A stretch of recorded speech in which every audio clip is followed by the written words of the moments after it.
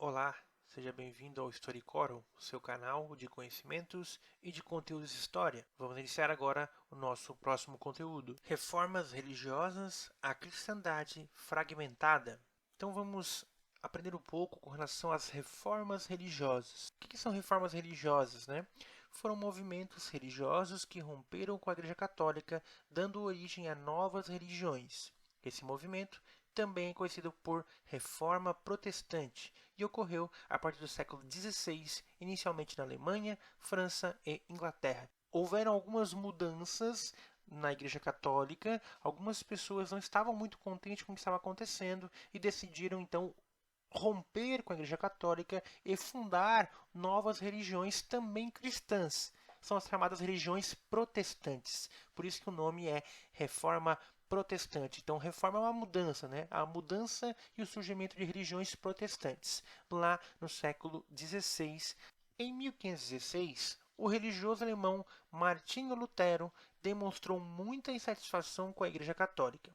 Os membros da religião católica tinham algumas práticas consideradas erradas, são chamadas de abusos da igreja. Martinho Lutero, lá em 1516, ele estava muito descontente com a igreja, porque tinha algumas coisas que a igreja fazia que ele considerava muito errado, que não estavam de acordo com o que o cristianismo pregava, o que a ideia de ser católico pregava. Então ele não estava contente, então ele começou a criticar a igreja. São chamados de abusos da igreja. Aí nós temos alguns exemplos de abuso da igreja.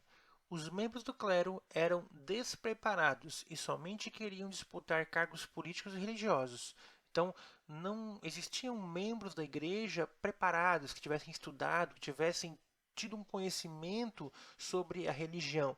Geralmente eles estavam lá apenas para ganhar cargos políticos e serem pessoas mais famosas. Também tinha um outro abuso, que era a absolvição dos pecados mediante um pagamento, chamado de indulgências. Então, se você cometia algum tipo de pecado, você ia até Roma, né, que seria a sede da Igreja Católica, e lá em Roma você compraria um documento que absolveria as suas penas, o seu pecado. Você não era mais um pecador, pois você tinha sido perdoado através das indulgências. Também tinha, lá em Roma e em outras cidades, a venda de objetos religiosos, que muitas vezes eram falsos, chamados de simonia. Muitos objetos que eram considerados artigos de sagrados, né? Por exemplo, a cruz de Jesus ou o manto de Maria ou qualquer outro tipo de elemento que fizesse referência à vida de Jesus e tudo mais, eram vendidos como se fossem objetos sagrados e as pessoas compravam. Mas muitas vezes, e a maioria das vezes, esses objetos eram completamente falsos. Nós estamos falando do século XVI. Jesus viveu lá no ano 1 até o ano 33, né? Então, se passou do ano 1 até 1516, se passaram mais de 1500 anos. Quais são as chances de um elemento de madeira ou de tecido sobreviver esse tempo, né? Então era impossível praticamente. Mas as pessoas compravam esses objetos como se fossem objetos verdadeiros, né?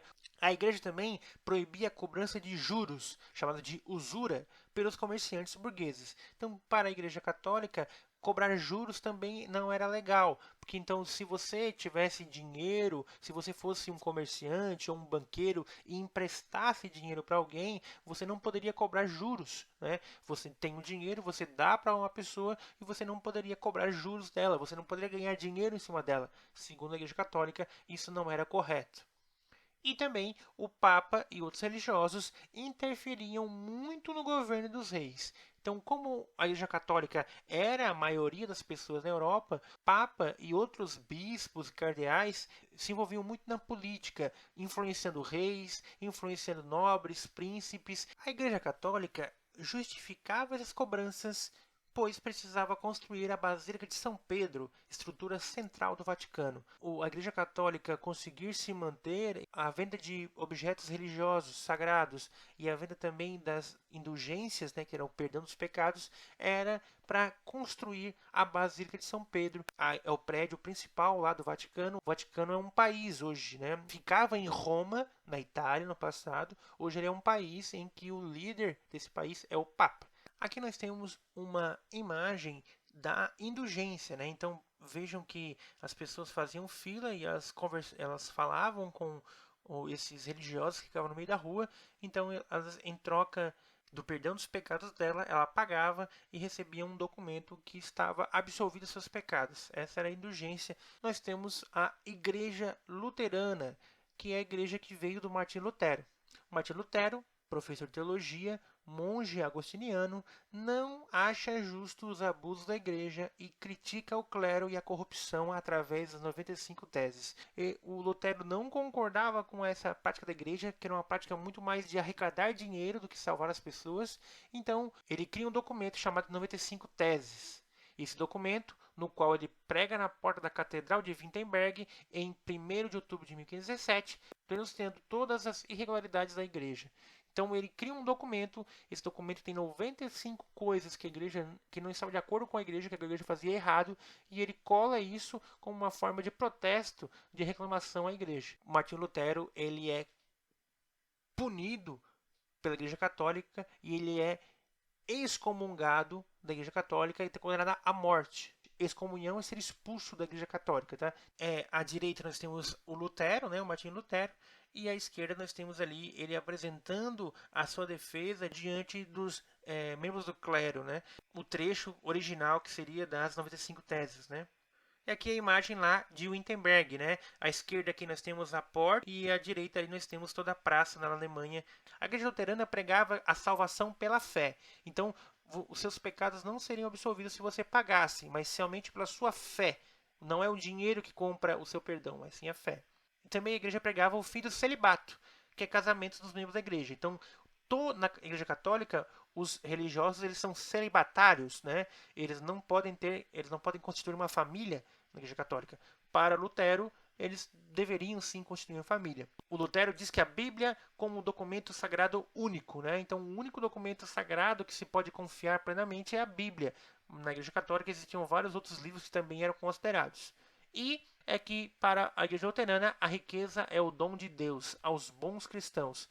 A Igreja Católica pregava a humildade, que você não deveria acumular riquezas, isso era errado, né? E para Lutero, a Igreja Luterana, não. Com o apoio das classes ricas, Lutero conseguiu divulgar sua doutrina religiosa no norte da Alemanha, na Suécia, na Dinamarca e na Noruega. Os camponeses também apoiaram Lutero, porém usaram a revolta religiosa como uma desculpa para uma revolta social. Mas Lutero ficou do lado dos príncipes, revoltas do Anabatistas. Lutero traduziu a Bíblia para o alemão, modificando a base do cristianismo. Então, como Lutero pregava essa ideia, principalmente de que se você fosse uma pessoa rica e se enriquecesse com o dinheiro, é que Deus estava lhe dando esse dinheiro, não era uma coisa errada, várias pessoas começaram a se aliar ao Lutero, principalmente quem tinha dinheiro, que eram os comerciantes, né? E os nobres também queriam esse apoio, já que a Igreja Católica não apoiava muito esses nobres. O Lutero começou a atingir um público que estava desamparado pela Igreja Católica e encontrou na Igreja Luterana uma forma de poder ter uma religião. Além disso, os camponeses também apoiavam Lutero, mas os camponeses estavam revoltados por questões sociais, que eles eram explorados, não tinham dinheiro, aproveitaram essa movimentação que tinha na Alemanha para tentar sair dessa condição, mas em Lutero ele ficou ao lado dos príncipes. O Lutero traduziu a Bíblia para o alemão. Por que isso é importante, né? Porque a Bíblia era em latim. Latim é a língua oficial do Império Romano, era a língua que se usava no Império Romano. E como o cristianismo é uma religião de origem romana, né? Então a Bíblia é escrita em latim e não poderia ser traduzida. A Bíblia só poderia ser lida e aprendida em latim. As pessoas não tinham esse acesso. A partir dessas traduções que foram feitas por inglês e por alemão, hoje em dia a Bíblia é o livro que é mais traduzido no mundo, né? Outra religião que também surgiu é o calvinismo, a igreja calvinista. Bom, ela surgiu na Suíça por volta de 1534, nas ideias de João Calvino, influenciado por Lutero. O Calvino pregava a teoria da predestinação total. Trabalho, pureza, cumprimento dos deveres e progresso econômico são sinais divinos. O calvinismo afirma que o enriquecimento é glorioso aos olhos de Deus, desde que seja lícito. Então, João Calvino, baseado no Lutero, começou também a desenvolver suas teses relacionadas à igreja, que era contrário à igreja católica.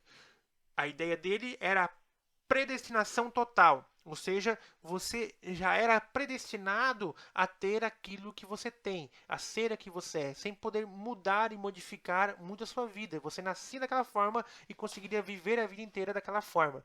Então, se você trabalhasse bastante, se você fosse uma pessoa pura, se você cumprisse seus deveres e também tivesse um progresso econômico, tudo isso é porque Deus queria que você fizesse dessa forma. E também enriquecer não é errado, não é um pecado, é o contrário. Enriquecer, desde que seja de forma lícita, é um sinal de que Deus está de olho em você e você é um escolhido por Ele.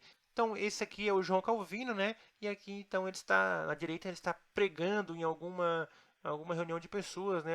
Como ela foi bem aceita pela burguesia, a religião se expandiu para outras regiões, né? Então, para corresponder aos interesses da burguesia, o calvinismo expandiu-se para os países onde o comércio era mais desenvolvido.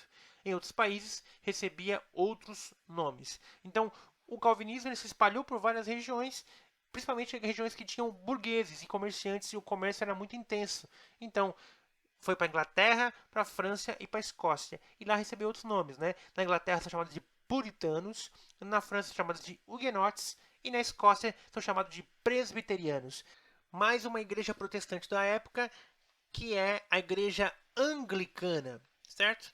Foi feita pelo Henrique VIII, rei da Inglaterra, pois o Papa não concedeu o divórcio ao rei, que estava casado com Catarina de Aragão, mas queria casar-se com Ana Bolena. Quem casava os reis era o Papa. Porém, teve um problema. Catarina de Aragão não teve filhos homens. Henrique VIII queria um sucessor por uma questão de não querer mais ela como esposa, queria anular o casamento para casar com outra mulher, a Ana Bolena. O Papa, logicamente, não aceitou o divórcio, né, porque não tem como se divorciar pela religião cristã. Então Henrique VIII criou a Igreja Anglicana, que adotou os principais pontos da doutrina luterana e da ideia da predestinação de Calvino. O Henrique VIII ele foi excomungado pelo Papa, né? O Henrique VIII então confiscou os bens da Igreja Católica na Inglaterra como forma de represália. Em 1534, o ato de supremacia reconhece o rei como chefe supremo da Igreja da Inglaterra.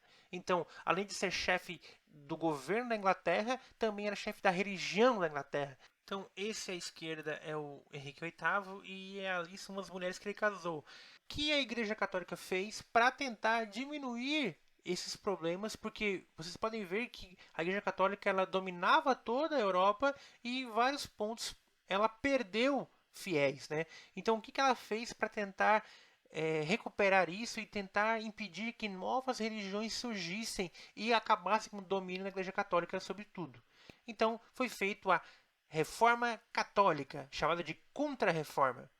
A Contra-Reforma foi uma série de medidas tomadas pelo Concílio de Trento, visando impedir o avanço das religiões protestantes e reestruturar a Igreja Católica. Então, os membros do clero de toda a Europa se reuniam num concílio, esse concílio foi na cidade de Trento, e nesse concílio, que é uma reunião, né, eles tomavam decisões de como seria a Igreja Católica a partir de então. Tais medidas foram manter as regras, os dogmas, que já existiam, celibato, salvação não somente pela fé, porém foram criados seminários, catecismo e a proibição da venda de indulgências. Então, uma das medidas foi manter as regras, né? As regras da igreja são chamadas de dogmas, os dogmas da igreja. Então, alguns foram mantidos como celibato, né? Então, ou seja, os membros da igreja ainda não podem casar e também manter a ideia de salvação pode ser por outros motivos, não somente pela fé. E também foram criados os seminários, que são locais em que se ensina os membros da igreja, né? Então também começou o catecismo. O catecismo é ensinar as crianças, né, os jovens ou as pessoas que não são católicas a se tornarem católicas e também proibiu por vez a venda de indulgências, né? Então essa imagem mostra o Concílio de Trento, né? Então podem ver os religiosos reunidos. Além disso, além dessas medidas, também nós temos a criação, organização da Index. Index é uma lista de livros proibidos que visava manter a pureza da fé dos católicos. Então, os católicos criaram uma lista que proibia a circulação e a venda e a fabricação de vários livros. Geralmente eram livros de ciências, livros de história, livros mais antigos que a Bíblia, ou livros que não tinham ou que contestavam a Igreja Católica. Então esses livros eram proibidos. A Igreja reativou o Tribunal da Inquisição, um tribunal criado na Idade Média, em 1231, para combater os hereges. Agora, esse tribunal deveria julgar e condenar os protestantes, visto que o protestantismo era considerado uma heresia. Então, existia o Tribunal da Inquisição e ele foi reativado, que era um tribunal que era para, na época, condenava as bruxas, né, uma caça às bruxas. Agora, não era para caçar bruxas, mas para caçar quem era protestante. Então, quem não fosse católico, quem tivesse uma outra religião, ele poderia ser capturado. Então, para ilustrar, trago para vocês ali à esquerda nós temos a Index Librorum Prohibitorum, que seriam a lista dos livros proibidos, né? E à direita nós temos algumas máquinas de tortura que eram feitas na Inquisição, né? Então as pessoas eram colocadas nessas máquinas, nesses objetos para poderem revelar as suas práticas, né? Outra medida surgida na Reforma Protestante é a Companhia de Jesus, os chamados jesuítas, que era um grupo, né, uma ordem fundada por Inácio de Loyola, são chamados os Soldados de Cristo. Eles foram encarregados de levar a fé católica para os povos dos territórios encontrados, como os ameríndios e africanos. Jesuítas exerciam total controle sobre a educação dos indígenas, escravos e colonos. Então, eram membros da igreja, jesuítas, da Ordem de Jesus. Eles eram colocados em lugares em que não existia o catolicismo, né? Então eles iam para a América, para a África, para a Ásia, para catequizar essas pessoas. Então com isso a gente encerra nosso conteúdo. Um grande abraço e até uma próxima. Obrigado.